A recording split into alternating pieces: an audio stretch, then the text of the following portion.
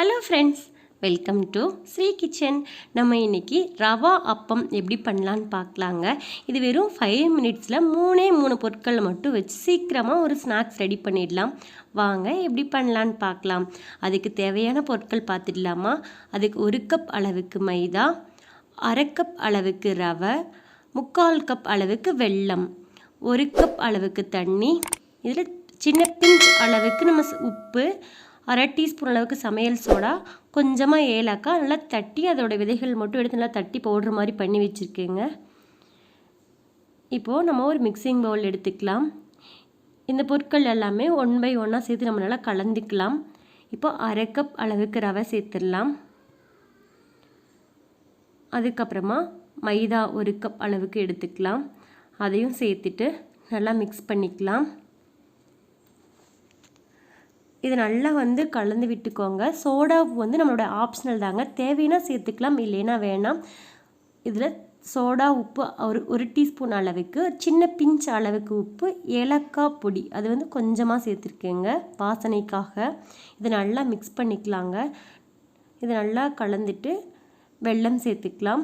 வெல்லம் நீங்கள் நல்லா இனிப்பு சாப்பிடுவீங்க அப்படின்னா அதுக்கு 3/4 கப் அளவுக்கு எடுத்துக்கோங்க. இல்லை கம்மியாக தான் சாப்பிடுவீங்கன்னா இன்னும் கொஞ்சம் கூட நீங்கள் கம்மி பண்ணிக்கலாம்.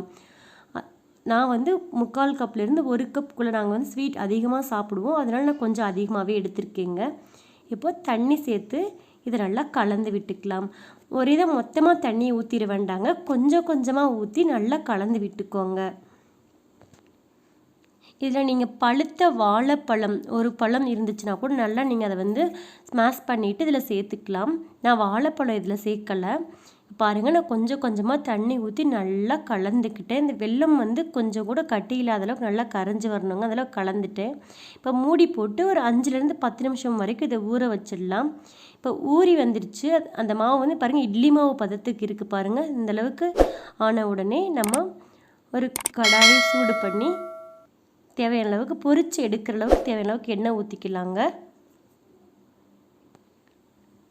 எண்ணெய் நல்லா நம்ம சூடான உடனே ஒரு குழிக்கரண்டியை எடுத்துட்டு, இந்த மாதிரி தாங்க ஒரு சின்ன குழிக்கரண்டியை எடுத்துட்டு அதில் அப்பம் ஊற்றிடலாம். ஒரு அப்பமாக ஊற்றி எடுத்துக்கோங்க. இந்த மாதிரி ஊற்றின உடனே அதுக்கப்புறமா அந்த கரண்டிலேருந்து லைட்டாக நம்ம பூரி பண்ணுவோம் இல்லைங்களா, அப்போ அந்த மாதிரி மேலே லைட்டாக எண்ணெய் நீங்கள் அள்ளி எடுத்ததில் ஊற்றும்போது நல்லா உப்பி வருங்க அப்பம். இங்கே பாருங்கள், நல்லா உப்பி வந்திருக்கு இல்லைங்களா, அப்படின்னு நம்ம திருப்பி போட்டுக்கலாம்.